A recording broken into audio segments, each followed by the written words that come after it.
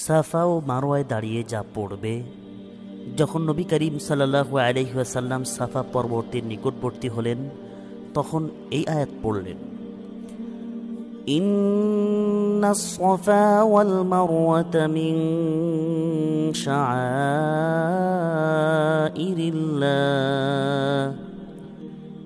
নিশ্চয় সাফা ও মারওয়া আল্লাহর নিদর্শনসমূহের অন্তর্ভুক্ত।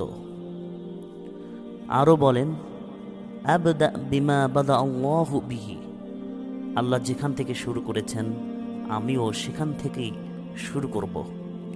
অতঃপর তিনি সাফা পর্বতে আরোহণ করতে লাগলেন যতক্ষণ না কাবা দেখলেন। অতঃপর কিবলামুখী হলেন। তারপর আল্লাহর তাওহীদ লা ইলাহা ইল্লাল্লাহ ঘোষণা করেন এবং তাকবীর আল্লাহু আকবার বলেন। অতঃপর এই দোয়া পড়েন, লা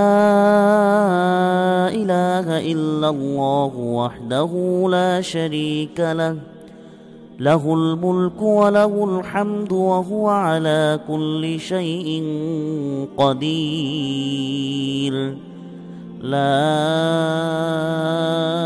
ইলাহা ইল্লাল্লাহু ওয়াহদাহু আনজাযা ওয়া'দাহু ওয়া নাসারা 'আবদাহু ওয়া হাযামাল আহযাবা ওয়াহদাহু, একমাত্র আল্লাহ ছাড়া কোনো হক ইলাহ নেই, তার কোনো শরীক নেই, রাজত্ব তারই, সমস্ত প্রশংসাও তার, আর তিনি সকল কিছুর উপর ক্ষমতাবান।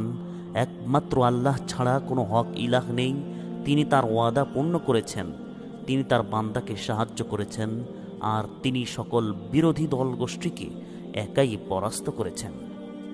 এভাবে তিনি এর মধ্যবর্তী স্থানেও দোয়া করতে থাকেন।